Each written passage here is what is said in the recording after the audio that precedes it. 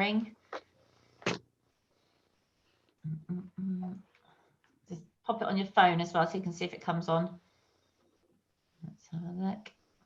I think that's streaming live on YouTube. It says it's streaming live. So I'm just checking if I can see it on my YouTube.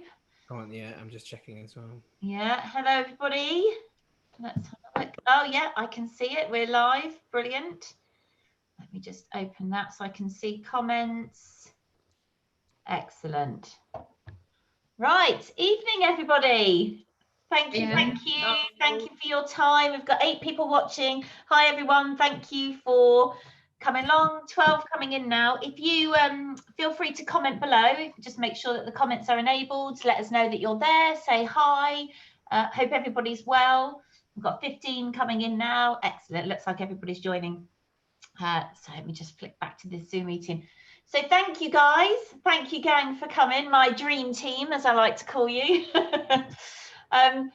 What I wanted to do is just pull a session together where we can have an open discussion about ideas, suggestions of how we can support all the other photographers that we work with in light of everything that's happening.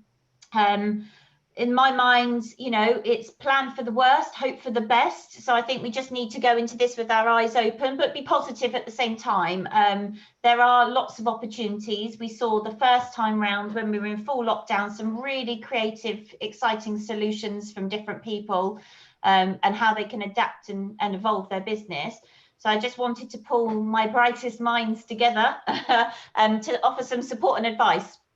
Like I said, guys, the questions, you know, feel free to ask anything about any of the topics that any of the speakers discuss, and then I will direct the questions back to them towards the end of the session.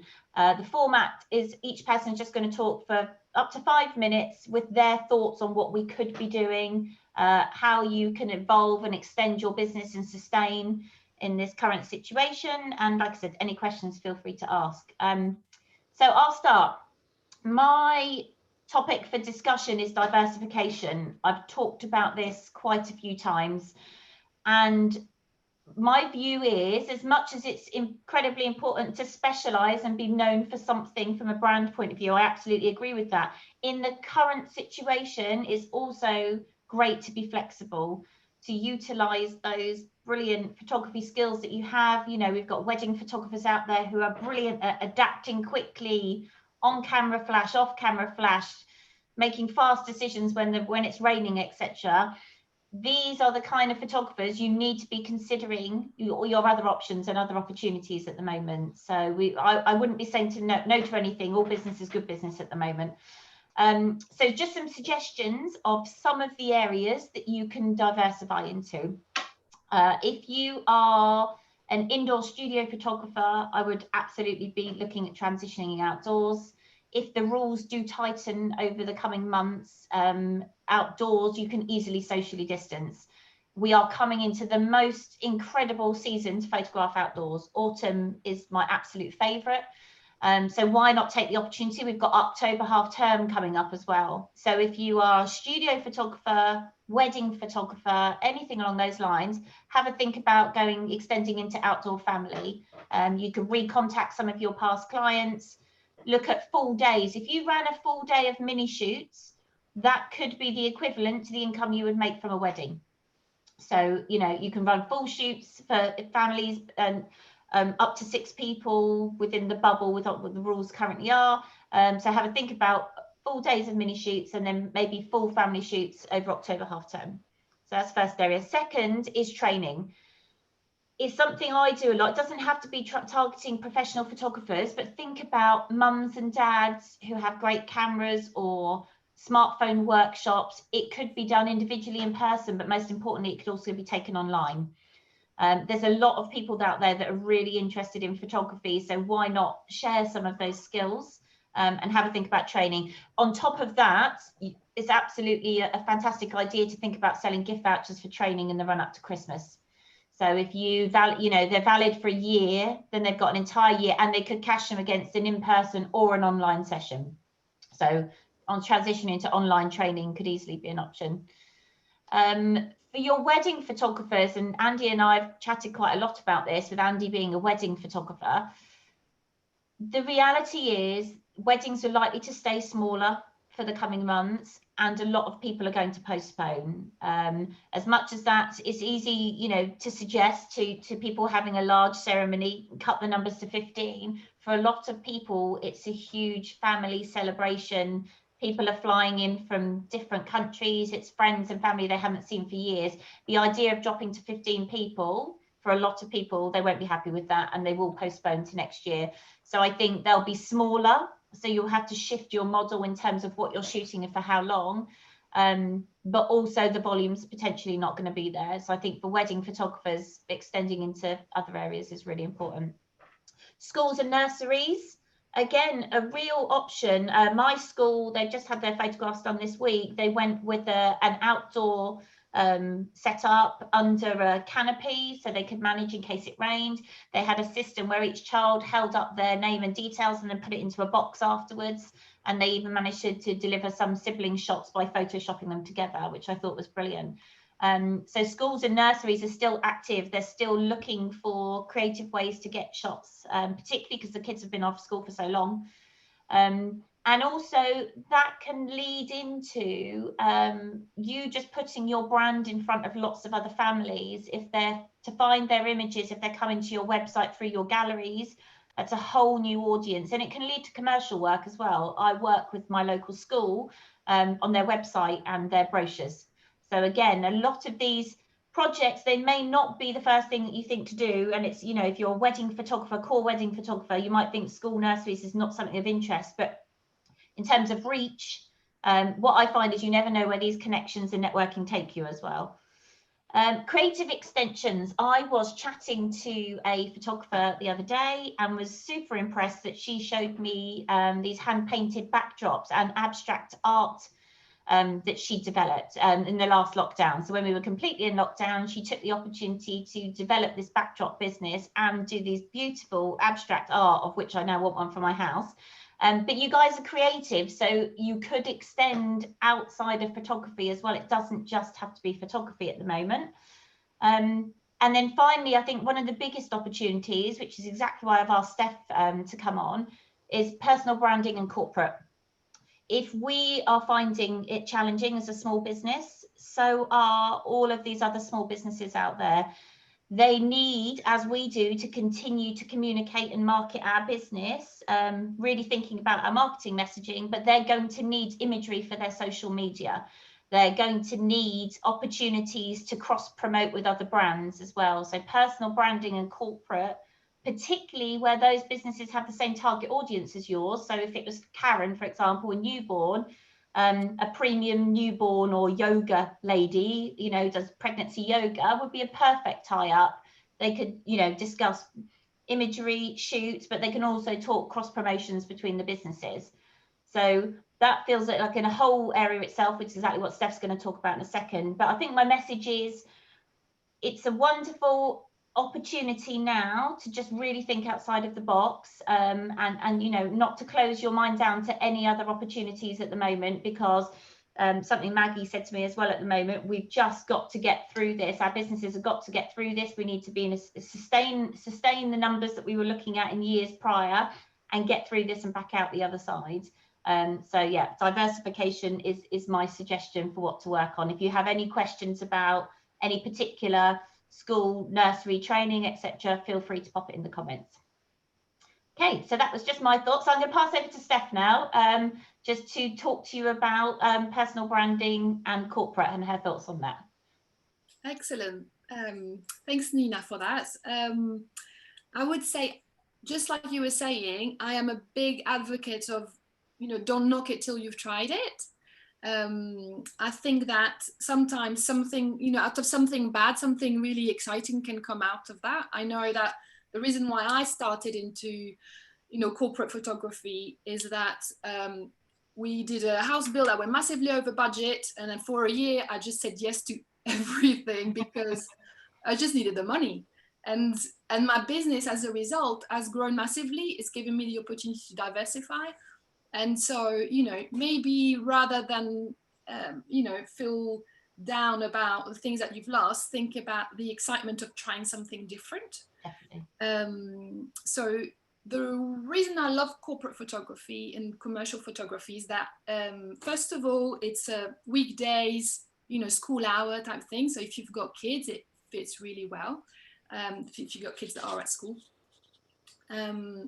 Secondly, it allows you to be creative in a different way. So, you know, thinking about what the brief is, thinking about what the message that the company is trying to put across, you know, work in a collaborative way rather than just, you know, repeating the same recipe over and over.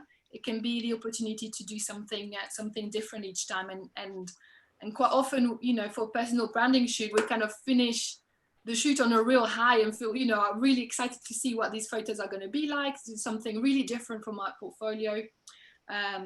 So I think that can all be really positive. So to start with, I would say maybe think about your current client base, whether you're wedding or families, you know, depending on your price point, it may be that some of your existing clients are business owners, or maybe they've decided to completely pivot during the lockdown and you know, start new businesses. So as you were saying earlier, there's loads of companies that need imagery to showcase their new offering, how they're offering things differently maybe, or starting a completely new business. There's also people who are in between jobs who need new photos, new headshots for LinkedIn, just think as simple as that. Yeah. I've even had a big demand also for online dating photos. Yeah, because you know, people can't go to, you know, bars and clubs so much to meet you know, other people. So that's become also you know, another opportunity for us. So I would say if you've never done anything like this, it can be a little bit daunting you know, posing adults if you're, you know, used to dealing just with kids or being just, you know, documentary fly on the wall thing. I know. So I would suggest maybe really creating a little Pinterest board, looking at the poses that you think work well. Maybe if you've got a friend or somebody you know who'd be happy to help you practice. I know it's just, I don't know, I'm gonna scare you all now, but this has been the best investment I've made for my photography. Is just learning you know, how to light. If you are not confident with lighting, I think I know Gary's offers training. I also offer some training, maybe in a more lifestyle-y kind of way. But at the minimum, I think just the humble speed light that you can have on your camera, I think just understanding how that works, being able to have the confidence to go into any situation and know that you can light it. And that, you know, again, is something that you can practice quite easily at home. So use that time, you know, if you're not super busy at the moment, I think use that time to train yourself to be confident with the lighting and with the posing a little bit. Ways to find people. So first of all, as I was saying, make sure that your current client base knows that you are now offering you know, headshots, etc. Maybe there's companies that you use all the time, you know, local cafe that you might need some photos, you can approach and maybe do some stuff. Initially could be a bit of bartering. If you do approach people who are really active on social media and you know, they can then share your stuff, you can get noticed really easily by sharing other people's posts, other people's stories. You can get onto LinkedIn, you know, to reach a whole new audience. I think there's just loads of, you know, loads of opportunities. It can, you know, revive your excitement also about photography, because it's just whole new avenues to explore. You can also approach it through product photography. So offering, I mean, today a company contacted me and they've got an idea for Christmas about a new product they want to offer, and so we were discussing, you know, how to photograph the product, but also how to make it into a story. Think about the owners, how would, you know, the storytelling around it, and photographing the people behind the business as well. Yes, I don't. Perfect. And actually, it's a good point. I was mentoring with somebody yesterday, and she has a relationship with a couple of people that have a really quite a wide reach on Instagram. And I just suggested that they design a little marketing piece to give to that person with a unique code. So they've done a maternity shoot for this lady, and then basically said if you use the code, which was her name, that any of her followers could then get some additional product included, and then but made a beautifully branded little advert in both of their branding, which she then put on her Insta feed and comments, and it drove all these new people to her Instagram. So there's a crossover because you can do it both ways. You can say to another business, I will support you, and can I give you a unique code for your clients, and then can you do the same for me, and I'll post it on my social media. Then everybody wins.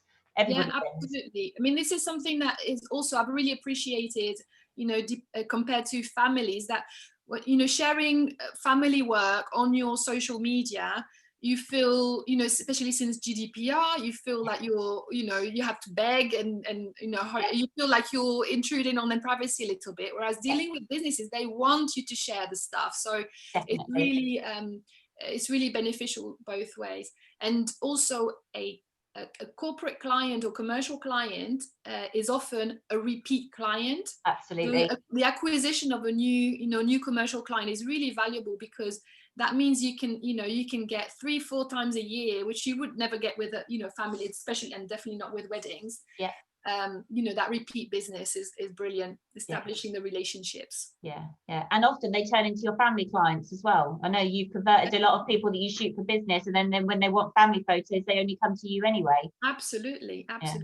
Yeah, brilliant. Yeah, it feels like a huge opportunity, and I really like to point that some of these small businesses may be pivoting at the moment and maybe changing themselves, so they may need new photography that we haven't even thought about. So making them aware it's something you offer is really important. And with Instagram now, you can find these guys by searching the relevant hashtags in your area. You can contact them direct, you can DM them. I found a system the other day where you can DM everybody that follows you on Instagram. So you can then send them like a little flyer which talks to them about headshots or whatever you offer. And the online dating thing, I didn't even think about that. That's genius. Yeah, that's big.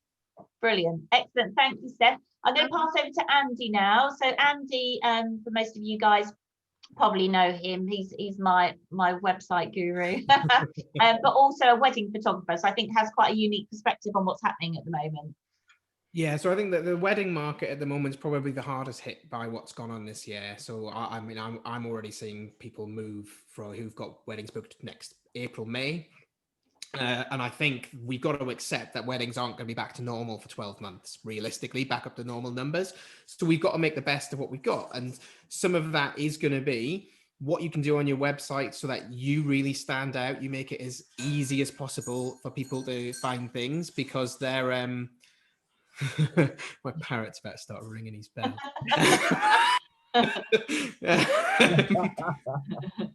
So things like making it as easy as possible for when people do visit your site. Make sure it's as easy as possible so that people can find what they're looking for.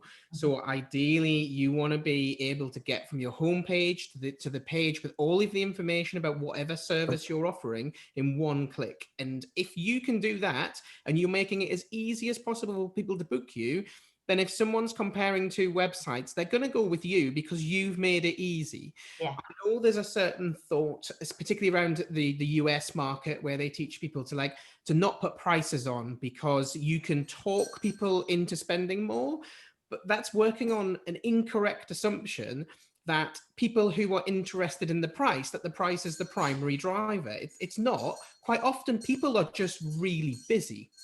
And they don't want to spend the time asking you how much you cost. Yeah. They just want to know whether you're in their budget or not. Yeah. And that budget can still be really high. So if you've got all your prices on there and you're clear about what you're offering, it doesn't mean you have to have every single bit of pricing on there. If you sell products, it's fine to hold that back. But if you're open about what the minimum outlay is for your services, and your competitor isn't, people are going to book you because you've made it easier. They don't need to email you and say, oh, well, how much is this? they know straight away. So you're just making it that little bit easier. So I would take a look at your, and it's so easy to do. Just take a look at your website and count the number of clicks it takes to find out what you do, how much you cost, and to get in touch with you. Yeah. Ideally, it should be one click for all of it. You should have your prices, pick enough images and testimonials and a contact form on a single page for each session that you do. And if you don't, it's relatively simple to redesign your website so that it does by amalgamating things. Yeah. The other thing that people miss a trick on is email marketing, and I'm guilty of this on the wedding photography side of it as well. If you can create a compelling lead magnet, so that you're giving people an incentive to sign up to your mailing list, and then you have a chain of automated emails that go out, giving them some immediate benefit, but also compelling them to follow some links onto your website, and to eventually book you. Then, especially with things where people are thinking about things before they make a decision, it means you're at the forefront of their mind during that decision-making process. So you might only need 3-4 emails in the chain because it's only going to span 10 days by the time they've made a decision on who they're going to book. But it doesn't even have to be photography related. When we built Karen's website, her lead magnet was sleep tips for new parents, which is something that all parents are going to be interested in. If you're just saying, save 10%, you're just giving everybody 10% off. And it's a sales tactic, and it's quite clearly sales. Yeah. Whereas if you give something away that's immediate benefit with no tie-in, people are going to sign up to it. You're then going to market to them through the emails, but you're not tying it in with a purchase, so people are more likely to sign up to it. Can I make one point on lead magnets, actually, because it's something I've been looking at a lot recently. If it's something you're going to tackle, and I completely agree with you, I think it's a really viable part of your marketing strategy, please be super, super thoughtful about what is in that lead magnet. It needs to be something that people really, really want. And that is actually quite tricky to write. It's quite tricky to write. I sign up for a lot of these lead magnets, get the content, and think to myself, that was not great. And as a result, it puts me off the brand. So the lead magnet strategy, I agree, but you just need to be really thoughtful and put yourself in these clients' shoes. Like you say, the sleep tips, it could be, 10 things that I bought for my baby, but never actually needed. It could be, my 10 must-haves or the best pregnant and maternity jeans, but it has to be something really, really great. And the amount of thinking that needs to go into the actual content, then it will absolutely fly. But the amount of lead magnets I've signed up for, and then it actually does the reverse. It puts me off the brand because the content it's got to add some real immediate benefit for the person downloading it. Otherwise, there's just no point in it, and you're better off not bothering. But if you've got a quality lead magnet and your competitor doesn't, again, you're pushing people your way. And it may be, it may be that you pay someone to write it, or you tie in with a local business to offer something from them, whether, something not related to your business.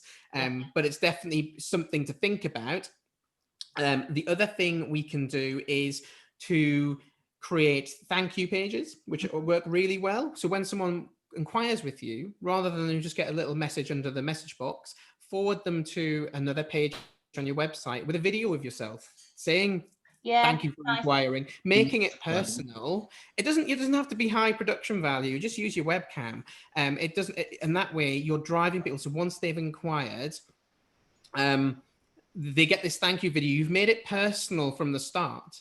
It also ties in with Facebook ads, where you can then track who's viewed your website and inquired with you by tracking who's visited that page. But that's far too much to go into for today.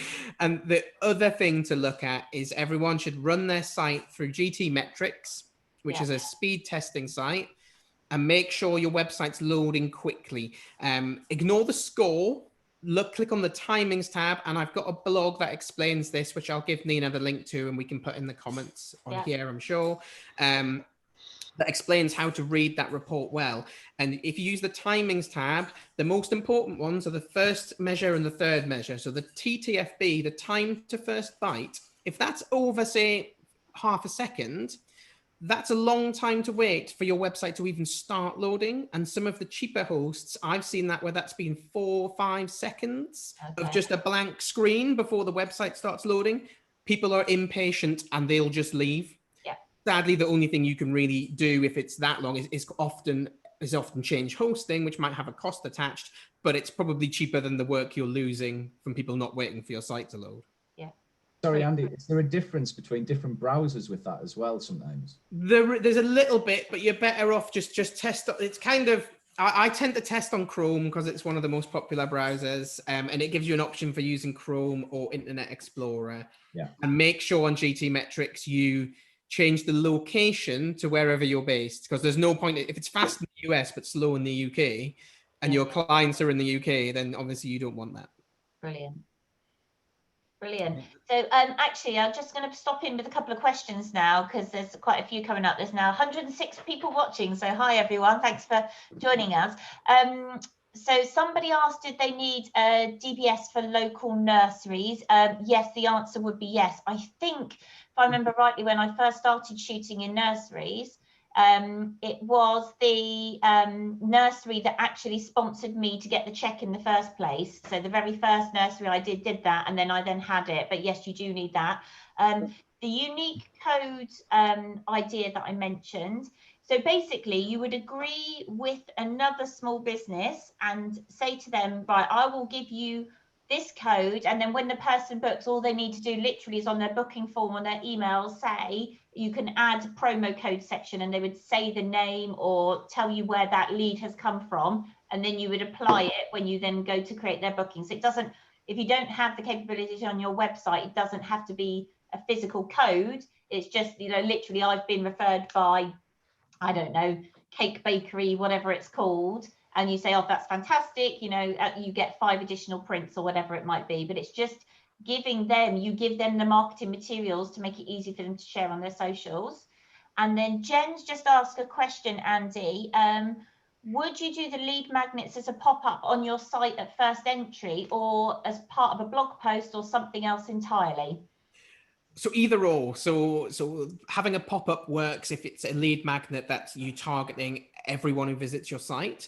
But if it was something actually linked to something that you'd written a blog topic about, you could have the sign-up form as part of that blog post. So it really, there's no right or wrong way. And for example, like if you wrote a lead magnet that was really specific to say weddings, but you also shot family photography, having it pop up on your family page is probably pointless. So you'd want to change, but a lot of the plugins, like if you're using Divi, there's a plugin called Bloom, which is also by Elegant Themes, that you can, and there's lots of controls for where you get that to pop up. But like I say, the most important thing is having a quality lead magnet, not just the sign up for something that's not going to give any real benefit. Exactly. Brilliant. Fantastic. Thank you, Andy.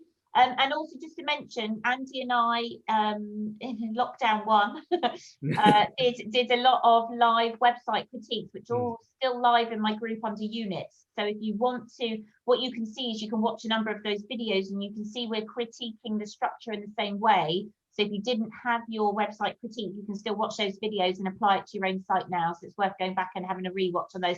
I also did sessions with all of these guys as well, full sessions if you want to go watch them. The website critique were excellent. That's what spurred me on to update my website, and especially Andy's tip about, you know, how many clicks does it take for the user to find the information is really, really important. Perfect. Fantastic, Andy. And now I'm going to pass over to Maggie, and somebody's just commented she's got more clothes on than the last time they saw her. We knew it was going to come up. Those boudoir shots. Okay, it's okay. So I was just saying to Nina, I've got glasses on just to look very intellectual, so you don't think I'm like here for different reason than talking about business. Excellent. So I'm going to mention a few things about consultation. It seems like a holistic thing to mention in between, you know, SEO and technical stuff, but actually overall everything boils down to customer service, and this is essentially the first contact you've got with the client. At the moment, looking at trainees that I have, it's literally sink or swim situation. There's a lot of people that shut their businesses. There's a lot of wedding photographers that moved on to studio work, and obviously they're good quality photographers though. So where we were last year, this time last year, if you were to blog once a week for about 3 months, you're in your page 1 and, you know, life was great. At the moment, everyone's pushing. Everyone's pushing, everyone's trying, whoever stayed afloat, they're investing in business, they're investing in websites. they're investing in SEO. So in order to be relevant, you actually need to invest in everything at the same time. And one of the first points of call, obviously, is the consultation with the client, which a lot of people ignore completely, just because we send the form and we're happy, you know, tick your boxes, send it back, what you want, what colors would you like, yada, yada. And this is actually no longer enough. It's not enough for a majority of clients, because we're aiming to provide this custom personalized service, and their first contact with the client, we literally send them the exact same form as to everyone else. And we can do really, really good consultation via Zoom if we're worried about COVID, if that, you know, gets any worse. Ideally, obviously, do it in person if you can, but if you haven't got the opportunity, you know, through external factors, do it over Zoom. Majority of us avoid it just because it feels like unnecessary contact with the client. And obviously, we've been told from young age not to talk to strangers. So this feels almost unnatural. And as artists, all we want to do is take as little time shooting, because we don't want to talk to other people. We just want to sit there editing in our hermit little hole and, you know, provide the images, possibly with, you know, with a gallery link, and hopefully get paid something. But times are tough, so we need to monetize every single client that comes through the door and maximize that sale. So as much as I always bang on about it, you know, IPS is the only way to make more money, but I'm not going to bore you with that today. The reason why I'm here is to talk about consultation. So essentially, we worried about consultation because we lack confidence, but that confidence obviously comes from experience. Experience comes from repetition. So the only way to get better at consultation is literally to plow through it. We feel we're introverted, but essentially we're not introverted, we're socially awkward, and we have social anxiety. So this is because we care too much about what other people and clients think about us. And we forget about the fact that we're in the service industry, and what we actually should be worried about is what, you know, what we can do for them, essentially, not, you know, what they think about us. This is absolutely, you know, irrelevant. And obviously a consultation is the first contact with the client. So that starts to build a relationship. So if we have consultation face-to-face, whether it's Zoom or in person with a client, then we shoot, then we see them for IPS, and then obviously we're going to sell products. So we're going to see them for delivery of the product. That's 4 meetings. That's essentially marriage. If we skip the consultation because we hermits, and then we shoot them for 2 hours or 3 hours, and then send them the gallery link, obviously we're not going to sell any products. We sold them once. This is a one-night stand. And essentially your clients will stick around a bit more if you're married to them. And the market is wide, you know, the competition is everywhere. If they come to you 4 times, the likelihood is they're not going to go anywhere else, because you are going to become that photographer, the family photographer for life, you know, to see that journey throughout. So what do we cover with consultation? Just to briefly go through things that are not, how's your bedroom at the moment, you know, what colors do you like, but things that actually matter in terms of selling wallet later on. Because the standard things you would have covered anyway. How's your house? Is it modern, minimalistic, rustic, opulent? What do you like? What you don't like? Any of my images you like more? Any of my images you like less, etc. All those ballpark standard things you will cover, but those won't get you wallet sales later on down the line. So if you were to remember one thing from today, from me, I would say treat sales as a process, not an event. Yeah. Because if you treat it as a process and you start it early on in the game, the IPS meeting becomes really, really easy, because you don't have to cram the whole process within those 40 minutes. You literally start it early, and all you have to do at IPS is just cream, you know, take the cream of that coffee. So whereas if you don't do it, if you don't sell throughout, you becoming that salesy person that none of us wants to be, and you become pushy at the IPS, and you get desperate, and obviously desperation never sells. So at the IPS, you go through normal things like standardized, you know, styling, but you also encourage people to bring families. Mm-hmm. So this is something that, you know, obviously some of us who don't like shooting families, we avoid it like a storm.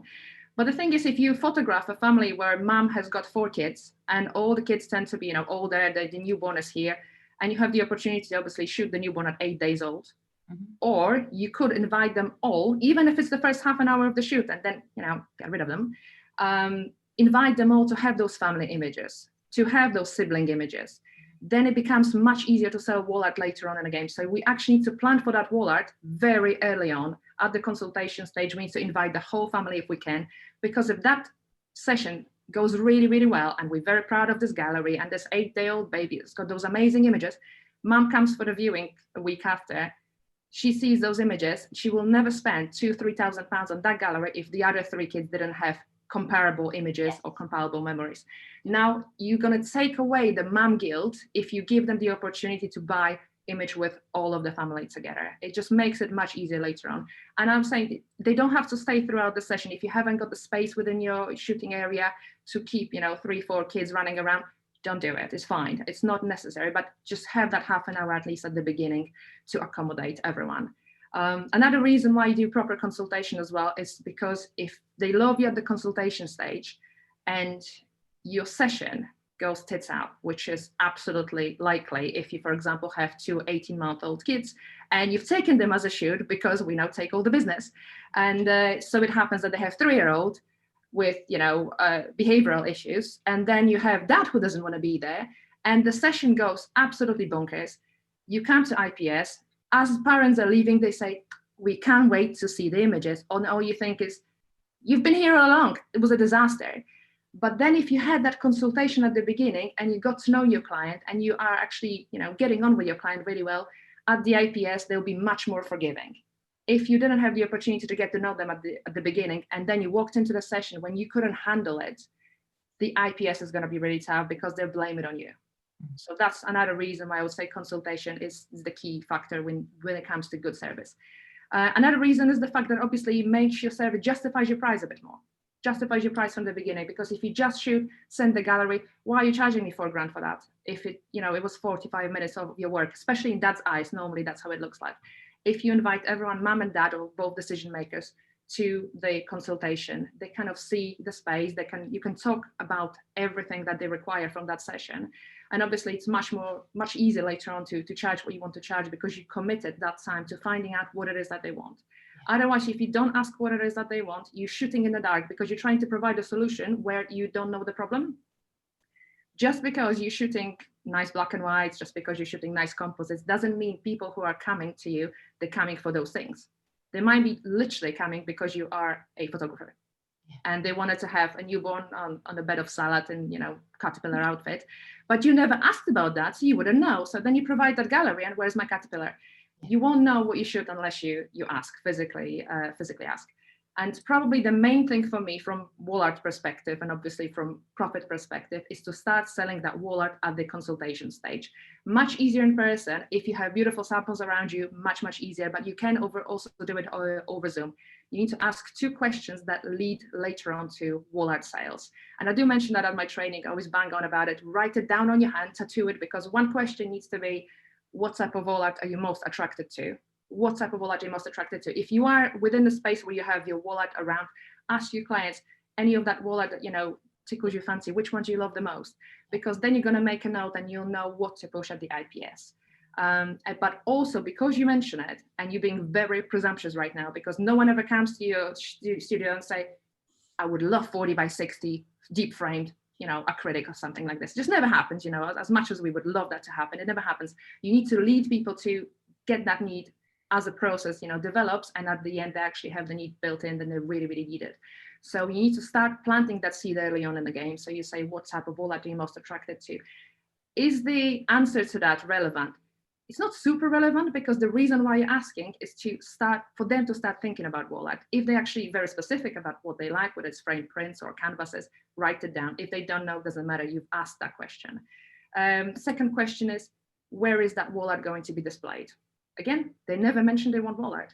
Where is the wall art going to be displayed? Makes them think about the size of the wall art. So whether it's going into the living room, whether it's going to the nursery. So they start visualizing that. And when they start visualizing early on in the game, they start imagining they own it.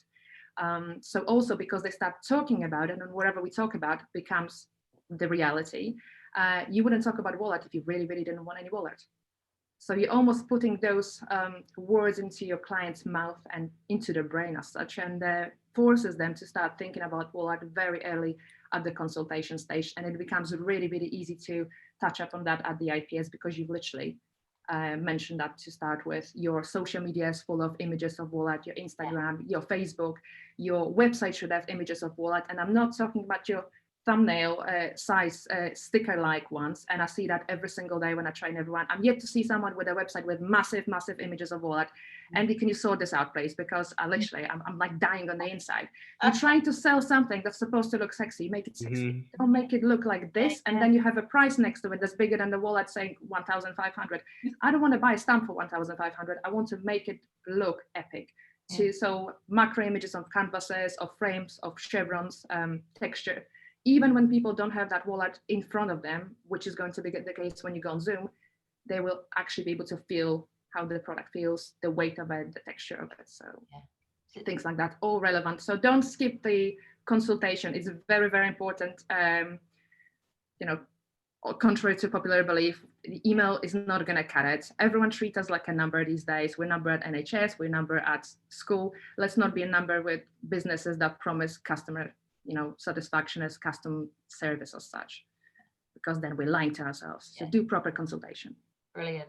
Every time Maggie speaks, she literally talks me round every time. But it makes complete sense. It makes complete sense that you're building. I love this, that the sales process isn't it's a process and multiple contacts. You build a relationship with people, and you're right. If you don't ask people what they love and give them an opportunity to tell you, you're blind, you're in the dark, aren't you? If you don't ask them what their favorite shots are from their gallery, where they're looking to hang it, it's just and then you're fulfilling a need. Then it's not hard sales. You're absolutely right, it's not hard sales. So it's not supposed to be, because all of us hate hard sales, yet we force ourselves to do it because we don't do the sales to start with. So we literally come to IPS, panic, and start being pushy, and that everyone hates it. We hate it, the client hates it, and it doesn't actually serve the purpose. Spot on with the websites as well, where I've had clients who, when they've come to me, their product page has literally been a list of prices with no pictures. You're right. You're right. We spoke about it before. I mean, you know, I get the mick taken out of this because of how I say it, but it's like the equivalent of having a lookbook. That you can present to people, a book. That you present to people beforehand, so you're just enforcing that right from the beginning, and putting that in people's heads. And it also helps with the shoot, because I mean, if they come to the shoot with an idea of what they want, then that influences how you actually do that shoot kind of thing. And it's the lack of, it's lack of samples. When we want to sell wallet, but we don't have any samples, it's almost like going onto Rightmove looking for a house when there's no images of the house. You only get the description, but you don't actually have the value there that you see.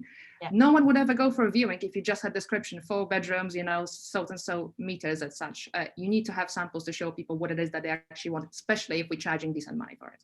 And I even take them outdoors. So on my autumn mini shoots, I take the product with me. I take it in the car. You know, I don't do IPS, but the minute I can show people the quality of the frames and the print, is the print quality, I think, that really lands it with people. It just makes them think, oh yeah, and then when they come back to me and then I include it in their gallery as an option, I get a really lovely conversion, because the value is in putting it in their hands, and seeing the quality. So I always make sure they actually walk through the product room before they start the shoot. So that we can talk about it, and you take a shot during the shoot, particularly with a family shoot, and you're like, oh my goodness, that will work perfectly with that picture I've just shown you in there. And you've sold before you know, there shouldn't be a need for hard sell. I'm with you, Maggie, on that. See, I converted Karen Wiltshire to IPS, all right? I'll convert Nina as well. Just give me a year. It worked with weddings as well, I found. So I got some new samples at the start of this year. And through lockdown, just because I updated my website with the new samples, I sold wall art to wedding clients from 2 years ago. They saw it update on my Facebook page, saw just pictures of my samples. So I've sold wall art through the summer to wedding clients from 2 years ago. And I must say, actually, a couple of quite savvy photographers that I know, outdoor family photographers, has gone back to their previous clients and offered them like a very select certain number of frames or albums for them to put their shoots into if they haven't had the opportunity to get them up on the wall and get them into the albums, and they've actually converted. Because again, you're fulfilling a need, because they recognize they've got them and they've not done anything with them. So it has, they've been able to go back to prior clients. So it's definitely worth considering.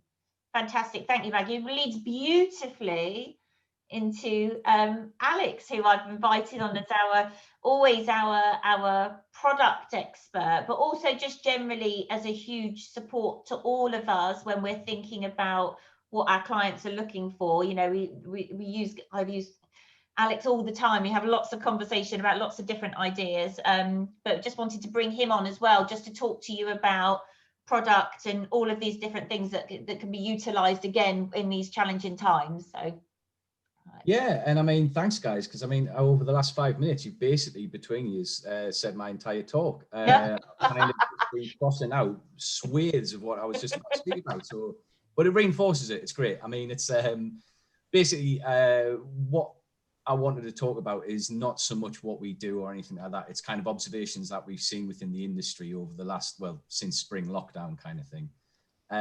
How that actually reinforces everything that the four of you have just said, and then go into a few little things that we can do if the worst comes to the worst. And I think the main thing that I took away from both Nina and Steph's segments was that the need for diversification is huge. And what we're seeing through the lab is photographers that we would normally associate with wedding photography or studio photography are doing other things, and they're making a lot of money from it. Yeah.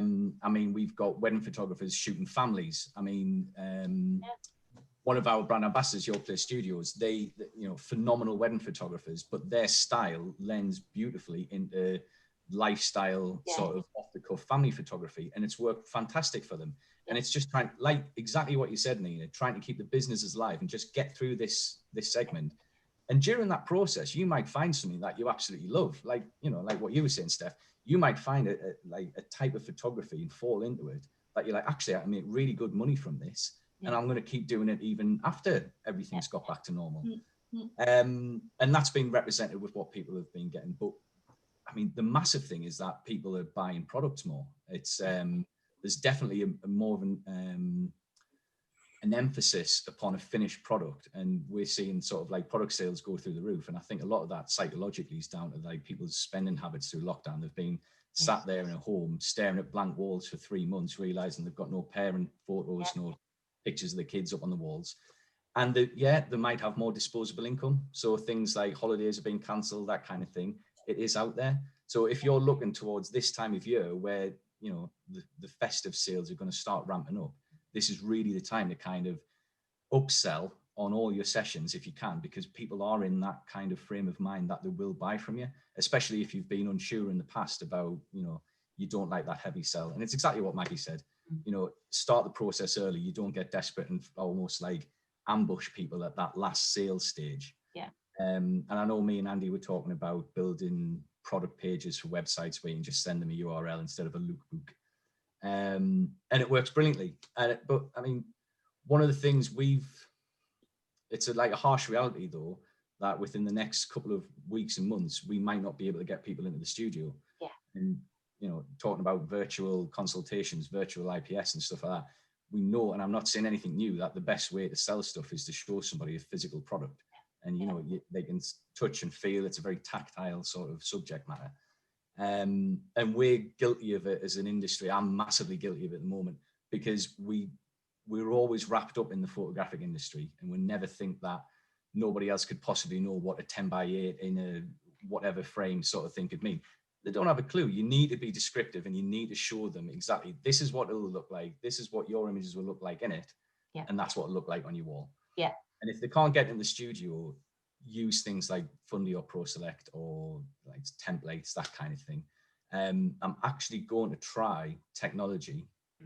And as we're sort of live on YouTube and weren't even sure if that was going to work, I'm going to try and share the screen. One of the things that we've realized can be a really good tool during this is, like I was saying, Fundy or Pro Select.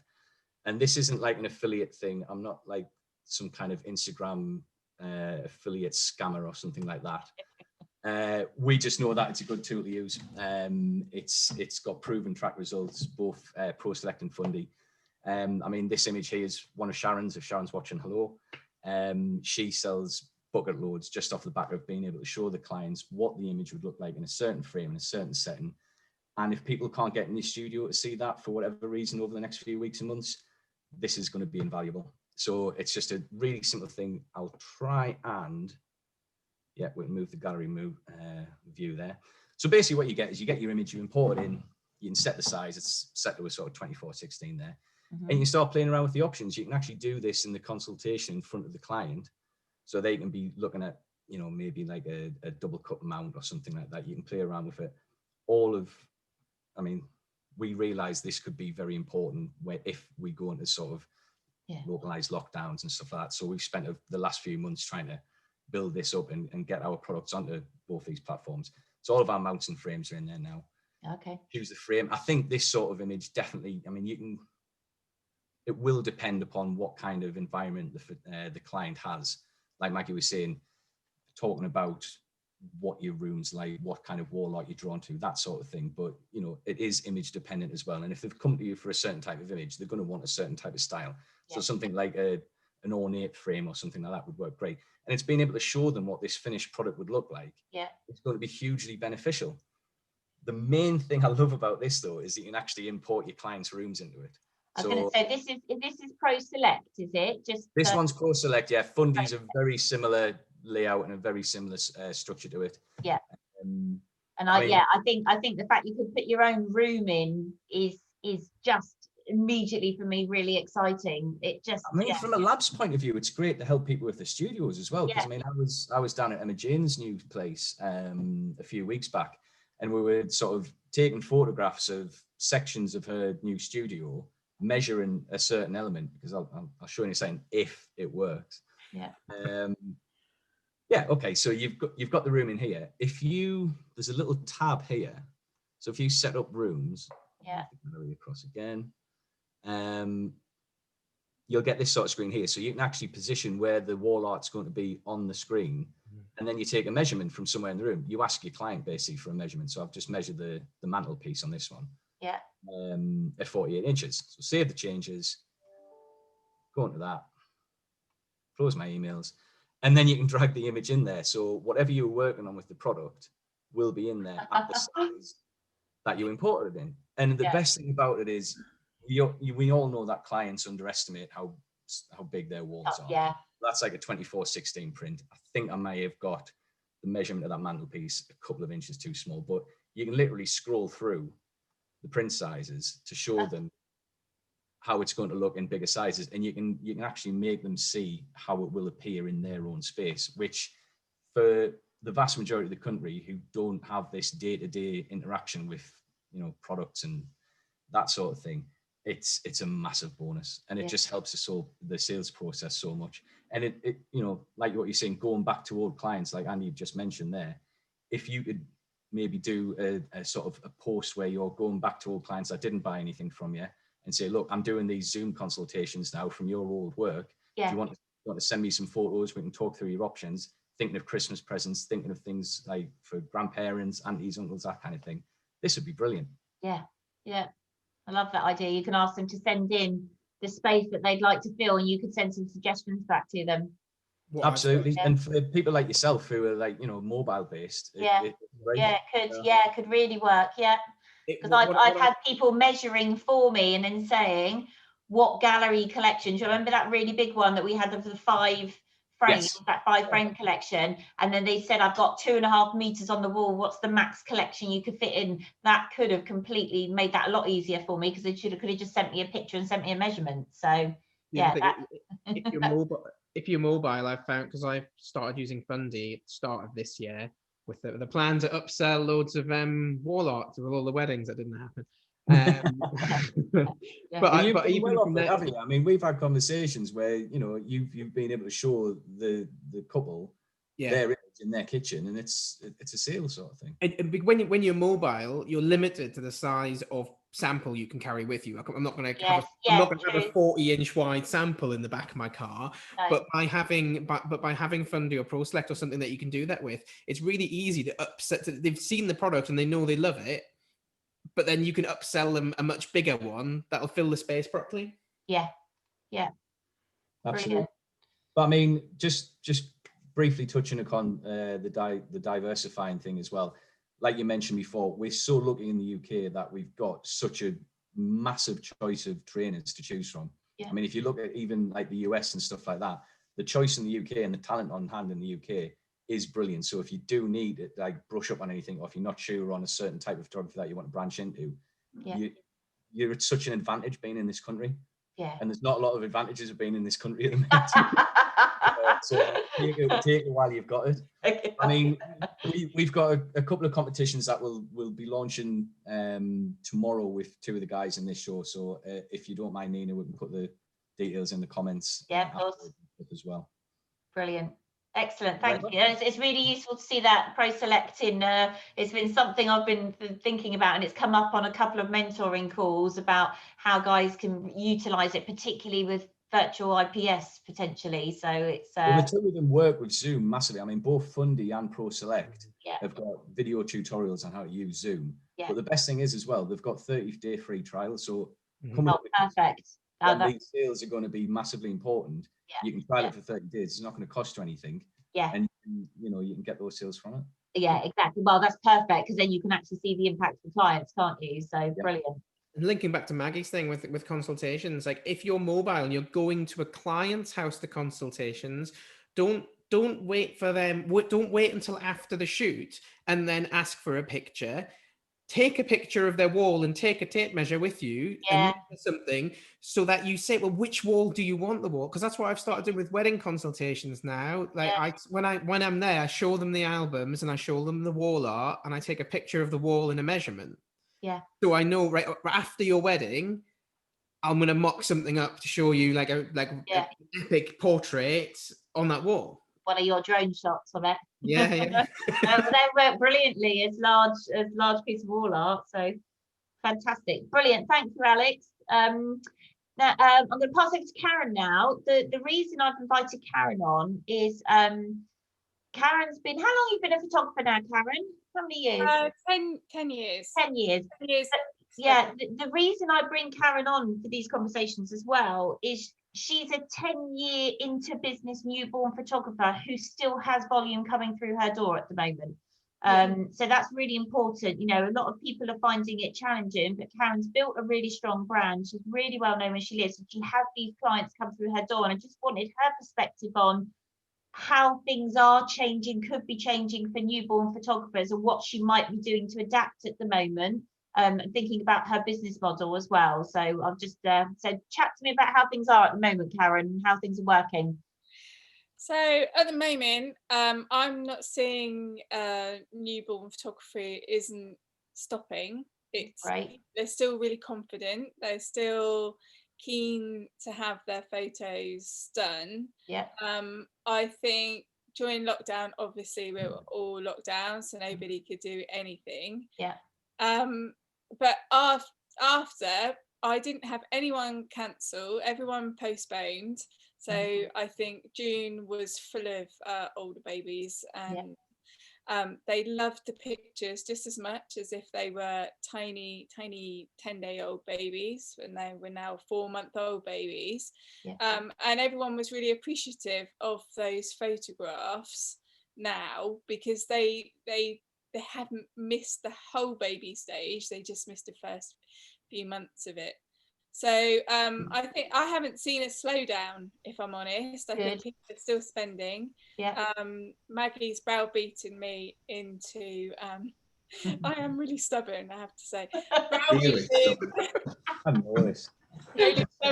She's browbeating me into in-person sales. So I am really new to this, because previously I would have used every excuse in the book, basically being time poor mainly, about why I wouldn't do in-person sales. But it is a bit of a block for me. I have this mental block about getting people back and trying to sell to them. So I have just embarked on in-person sales. I've done a couple now, and the first thing that struck me was they paid me straight away. It was awesome. I didn't have to wait a week or 2 weeks or 10 weeks for the money. They just went, oh, that's amazing, and they're handing it over to me. So but the one thing that was really important that Maggie pointed out is I'm not very salesy. It's not my thing to sell. But she said if every client just spent an extra £100, so if I had 10 clients a month for a newborn photographer, that's pretty good going. I'm quite happy with 10 clients a month. That's an extra £1,000 that I haven't had to go and chase, I haven't had to go and find. Yeah. They're just happy to spend that extra £100 by being in person. So that was actually quite a revelation, and I hate to say it, Mackie, but you were right. Right. She's like, I know. Just another day, sorry. Well, we've just got Nina left to do then, have we? That's on YouTube forever, isn't it? No, we're getting Nina, I mean, Wiltshire took me 2 years, all right? Yeah. Karen took me 2 years, so I'm ready, Nina. I'm ready. How long has it taken me to get to this point? Probably the last 10 years, but actually, yes, so I'm getting people into the studio. But talking about diversifying, I was thinking along the lines of a bit more lifestyle-y. So if you do have a space, a studio, or a space that you shoot at home, you could be much more hands-off with your newborn photography than I currently am.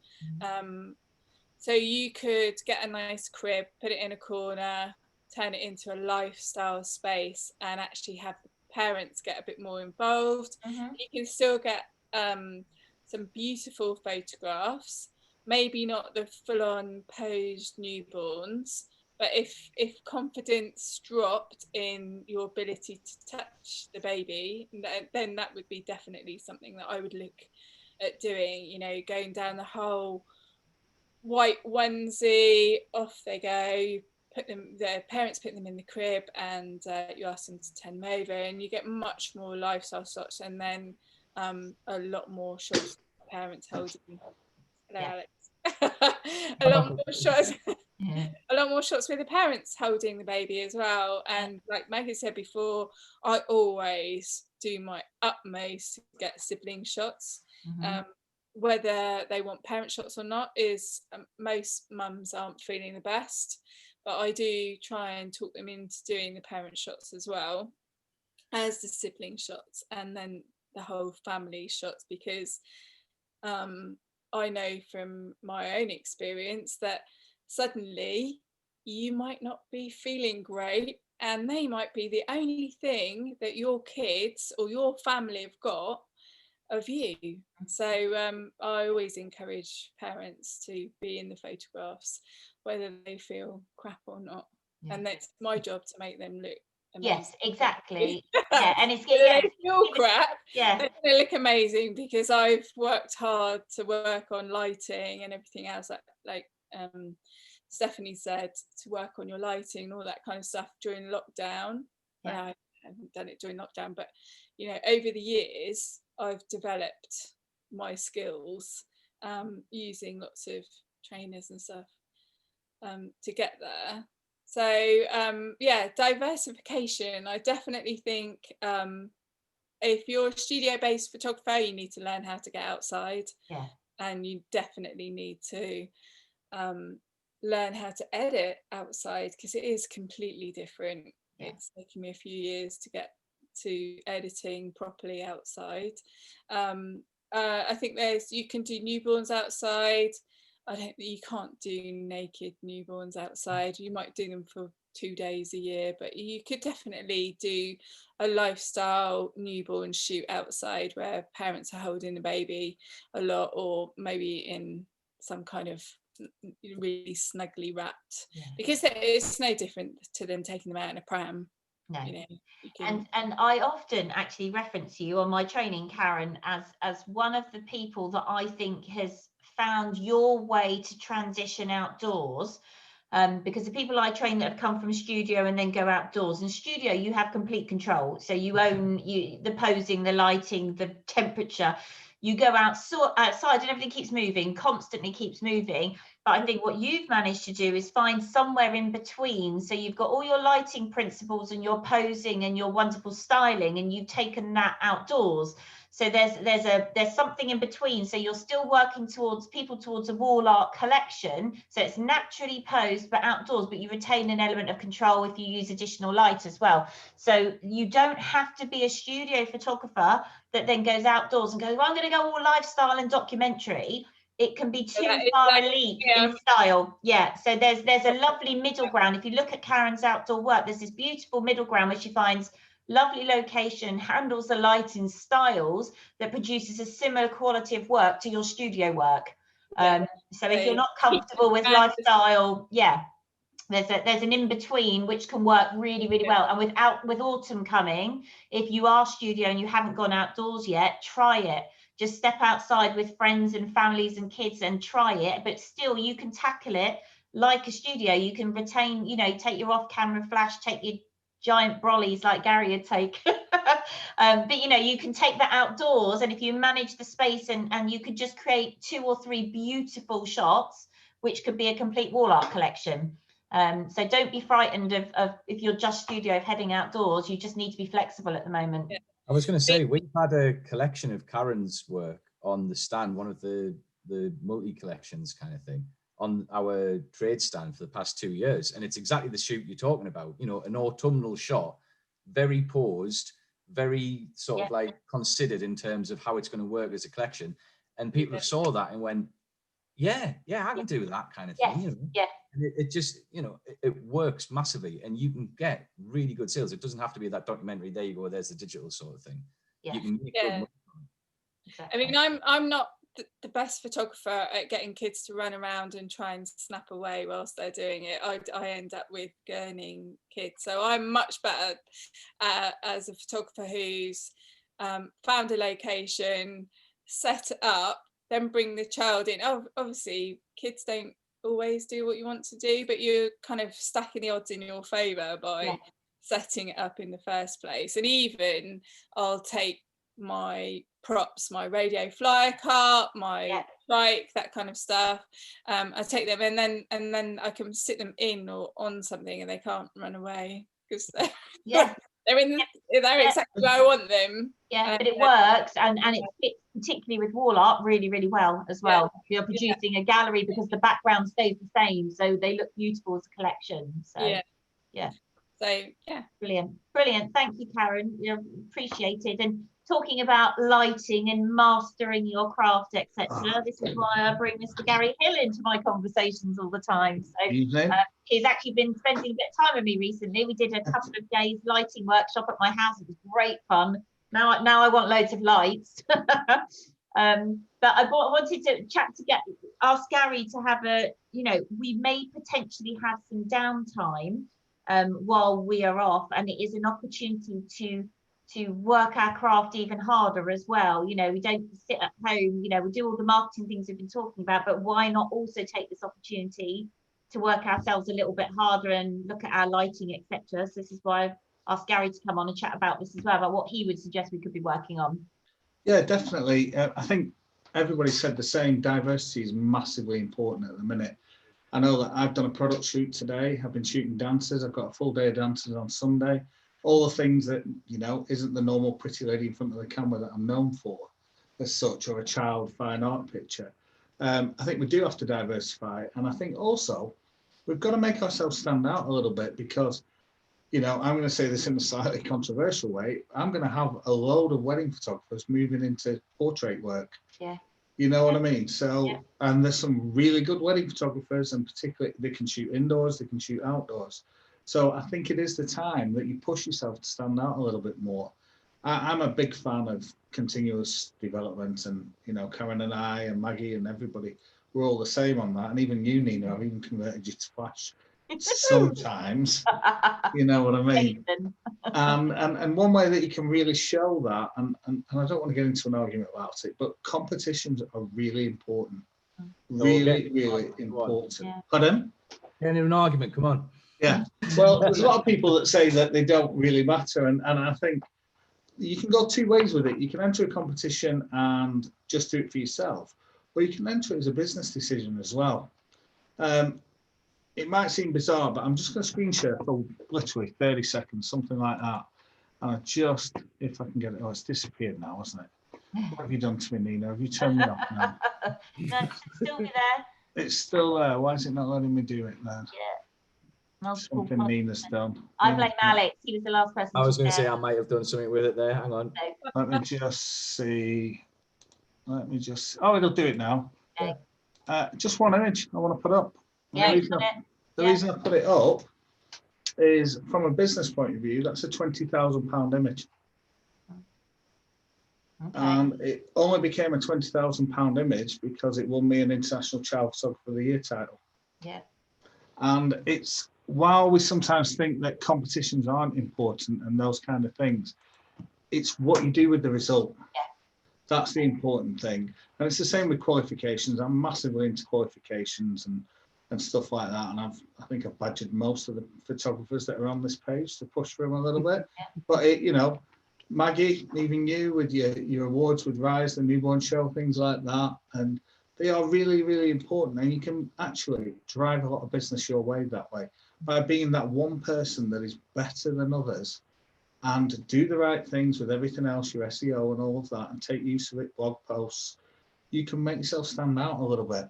Yeah. And you know, I'm somebody who's made a career out of entering competitions and seeing the results and making off the back of that. And actually, it's really peed me off this year that I've judged all year and I haven't been able to enter anything.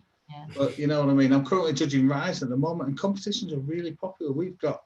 I've got over 1,000 baby images to judge, and that's just one category. Yeah. So people are still entering. But it's, like I say, it's what you do off the back of that. You've got some downtime if you're not as busy. Have a look at those past images. Practice techniques that you've done before. If you haven't got the results that you want, then think about going and shooting some stuff for competition. Yeah. You know, using this time, socially distanced, all of that. Studios can still open. Even in the lockdown areas, you can still work. Yeah. There's nobody stopping us working at the moment. So as long as you can maintain, you know, a little bit of PPE, safe working practices, you know, my studio's had a risk assessment done by health and safety, those kind of things. Work safely, but you can be still shooting for these competition images. You know, take the time and effort, but also they look great. When you put the extra mile into that image, it makes a great sample as well. Yeah. And that, what I've found more than anything with people that I've taught about competitions is that when you push for that competition image, your own work gets better. Absolutely. Time and time again. Absolutely. You know, I remember you and I, Nina, having this conversation a few Yeah. years ago when you made a concerted effort that you wanted some competition images. Yeah. And that you have to, you know, standards are high now, and you do have to go out and shoot for them or plan for them. They don't, the odd one will happen here and there, but you've got to make the effort. And actually what that does is it makes your everyday work better and better and better. Yeah. You know, and I do harp on about it, but photographers sometimes they get a little bit lazy and a little bit complacent that, because it's, you know, mum will like it. It's the worst saying I ever hear. The worst saying I ever hear. Yeah, it's important that mum does like it, because if she doesn't like it, she's not going to buy it. But I tell you what, mum will also like a better quality picture as well. So, you know, and it's just getting more comfortable. And, you know, if you think that the wedding market isn't going to be active for another 12 months, as a studio portrait photographer, I could have in my area probably another 150 photographers to compete against. Yeah, yeah. You know, so I think it really is, but also it's enjoyable to push yourself. Yeah. There was, I was going to say, your point about the growth is huge, because I remember Steph and I, do you remember, we had a full year where we shot for a competition, and we shot every month for 12 months. And we critiqued each other's work, and we're like, there's a dust spot there, and you've got highlights here. And the growth for my photography in that year was huge. And actually, on the back of that, my training business launched just completely by accident. People saying, we want to now train with you. So the work came because my work got better, because my attention to detail improved so much. So I saw, I'm obsessed now with, you've seen me, skin, color cast. It drives me insane when on a TV program, the camera's out of focus and it's focused on the background. It drives me insane. Now I can't unsee it now. But it did improve my client work as well. You're spot on about that. Massively, it will do. It's like Maggie said about if you're uncomfortable making contact and selling to people, the more times you do it, the better you become at it. It's the same with your camera. The more times you actually shoot for that fine detail, the more that fine detail will become, it'll become less of an accident. It'll become much more controlled. And you'll do it time and time again, and your work will improve. And you know, we do need to stand out. We really do. You know, with the competition, I think you've got to go in with the right attitude as well. and the attitude is about learning. It's not about look how good I am. It's about okay, I'm going to use that as an opportunity to improve and get the because it can be quite disheartening getting the result without getting the feedback. And I think it needs to be open to critique as well. People take it really seriously, like really personally. So and it's not personal at all. Get what they want, and they're like, but I think that's a great image, and you're like, it is a great image, but from a competition point of view, it's not ticking the right boxes. I used to pay for the official feedback. At the time, it was an option, and now if I was seriously entering competitions again, I'd pay Gary. I would have one-to-one mentoring sessions with Gary to review my work, because if there's anybody out there who's going to tell me exactly what I need to work on when he judges everything, he's the person to ask. He's going to look at it and go, well, Nina, the light's fine, the expression's good, it's just not very creative, or the light's not great, it's not directional enough. That's where I would go for that level of critique if I wanted to enter. Now I'd ask, go to the source of the, use Gary's expertise. And interestingly, Annie's just commented actually. So Annie did some training with Gary when he came down here. Annie's got a studio around the corner, and he did a couple of hours with her, and she just commented that thanks to the lighting setup that you guys discussed, she then shot for her Christmas minis to use in her marketing, and they've completely sold out. And she factors that down to because they look great and the lighting's good as a result of doing the session with you. So that continual improvement converts to business. It converts to real sales. I think also when we're busy, we forget about improving ourselves. And at the moment, I know everybody's going to be searching for the marketing, searching for the sales, those kind of things. But if you aren't busy enough, then take some time out to be creative and have a play. Because that's when you really grow. When you shoot the same client stuff day in, day out, you almost become an A to Z. Because that's what you've got to do. You might have, if you're a high volume studio, you might have 5 shoots in a day, 5 families or something like that. Or you may just have your newborn and you've got an awkward one in, and you can't get creative with it. You just haven't got the time, or the baby's not compliant, or that 3-year-old's running around pulling your backdrops down. And we've all been there with that. I think that's one of the reasons I stopped using paper, is because they kept running through the backdrops and smashing them. It's good to learn from someone who shoots who's does something completely different. So like I'm 99% of what I shoot's weddings, but I did a year of mentoring with Gary. So 1 session every 8 weeks for 12 months. Not because I'm never going to have a studio, and I'm not going to shoot in a studio. But what can I take from what Gary can teach me and use in weddings? And I'm not necessarily going to craft the perfectly posed competition image at a wedding with a client who doesn't want to spend that long on portraits. That's fine. But it made me so much more confident with setups and flash. And actually, the big piece of wall art that I sold through the summer, I wouldn't have taken that shot without being more confident with my flashes. So it's just, it trickles down to your everyday thing. It makes you make those, troubleshooting decisions a lot more quickly. And the amount of times we read on the groups, I've got sessions booked this weekend, but it's going to be dull and overcast. It's going to be a really bad light day and we can't do that, or it's full sun. I always like it when it's overcast. You know what I mean? And the light's scared of it being rainy. Yeah. But just being able to just think, okay, I've got this set of tools in my bag, I'll pull out and I'll just use for that. Or, you've got mini sessions booked outdoors and it's going to pour down all weekend, transfer them to the studio, you've still got sessions. You've still got money coming in, things like that. But you've got to be confident with what you're doing, and that just comes through training and practice. Definitely practice. Brilliant. Thank you, Gary. There's just a couple of questions came up actually, and I think it's kind of for the group. So somebody said, sorry if this was audio, is it a good time to bring our rates down considering the current situation? Right, interesting question. My thoughts on this, and you guys can jump in, let me know what you think as well.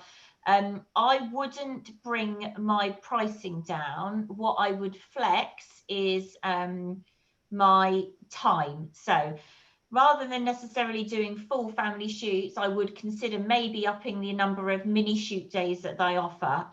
My strategy with mini shoots is that the reduced cost is because you get less time and you get less choice, but my images are always worth the same value.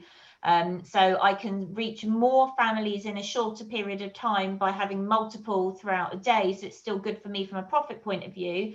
The quality of the images for the clients are still the same as they would be on the full shoot, but I'm not going to reduce or undercut my pricing for any of my past or future clients. So what's negotiable is my time, and therefore, because it's shorter period of time and you get less images to choose from, the price is lower, not because I've reduced my prices. So the service level comes down slightly. And with my minis, everything's dictated by me. The time, the location, the amount of backdrops, and then they fully understand a full family shoot, everything's dictated by them.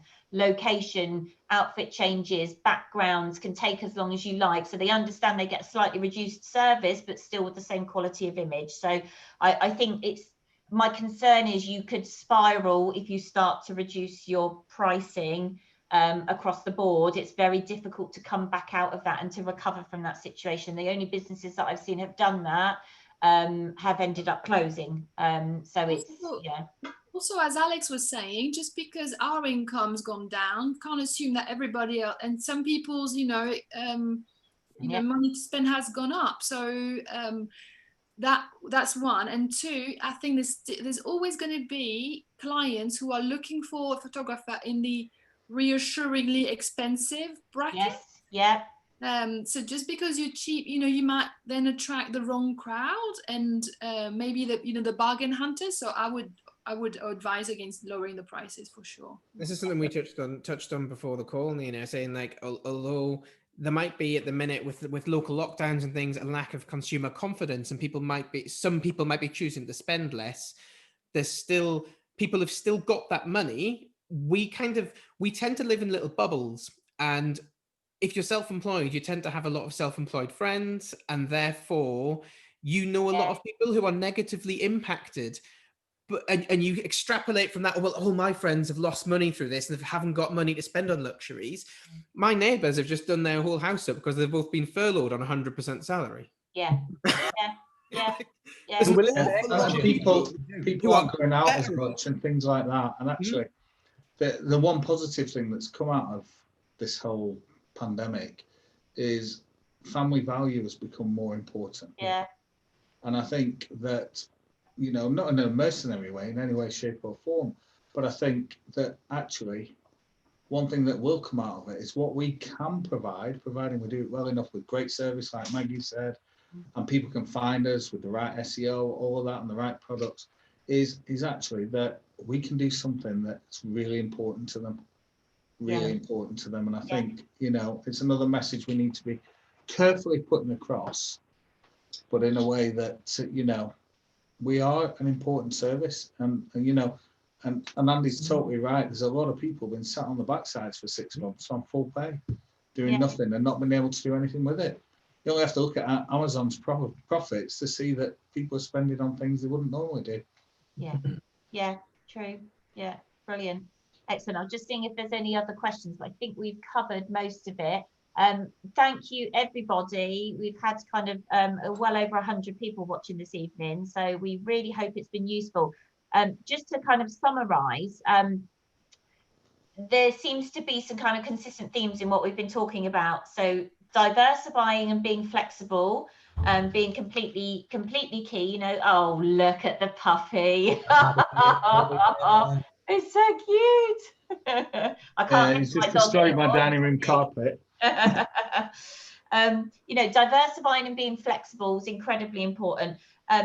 Customer services and that whole process of getting to understand what your clients are looking for and understanding them to aid your sales process. And also to Maggie's point, building a relationship with people. There's going to be new photographers moving into new areas, exactly like Gary said. If you have this strong relationship with your clients, they're not going to be able to break that relationship. It's not going to be driven by price. They're going to love you for the fantastic service you provided. When it comes to getting your information out there, and Andy was talking about websites, making sure that everything clients need to find is easy to find. You can get through quickly. And Maggie's excellent point about wall art, if you're going to sell wall art, make sure it's big and looks really sexy so people can see what they're buying. So the wall art's bigger than the price, which leads nicely into Alex's conversation about thinking about software and how you can bring the product to life, particularly if we're going to have to move to online Zoom kind of conversations when we're looking at frame sales, etc. And then finally, if we do have the time, take the opportunity to grow our craft a little bit harder, work a little bit harder, look at competitions, make our work even better, look at our editing to make it even better, so we're standing out if there's more photographers competing in the areas where we've traditionally existed. So it's you know, there's a lot happening, but I hope this gives us some suggestions and some ideas for how we can make the most of this situation and work our way through it till we come back out the other side and we're bigger, better, stronger when we come back out the other side. So I hope that's been useful to everyone. Guys, thank you for your time. I appreciate every one of you. There's a reason I ask you all on, because I think you're just the best representatives of each of your areas. I really appreciate it. And I believe this video will now stay on YouTube. If you have any questions about anything else we've talked about, feel free to post it in the comments and I can direct it to the individual trainers and photographers, or catch up with us in any of our individual Facebook groups. So sorry, Nina, can I just add as well quickly? Yeah. We are going to be launching 2 competitions tomorrow with both Gary and Maggie. Ooh. So the first one with Gary is going to be basically, and it's all on the theme of diversifying what you offer. So the first competition is going to be amazing. It's Gary is going to give up an entire day, an entire one-on-one masterclass in studio lighting for somebody who's never shot studio before. Brilliant. So the details for that will be going up tomorrow. Yeah. And with Maggie, all of her, we'll be offering money off her workshops all through 2021 as well. Excellent, excellent. I want Gary for a day. You've got to come to me though. You've got to come to Frozen North. Yeah. Brilliant, excellent. So everyone keep an eye out for that, and I'll post it into the comments as well. But yeah, thank you everybody for your time, guys. Thank you everybody for tuning in, and have a great week. See you everyone. Bye. Bye. Bye. Bye.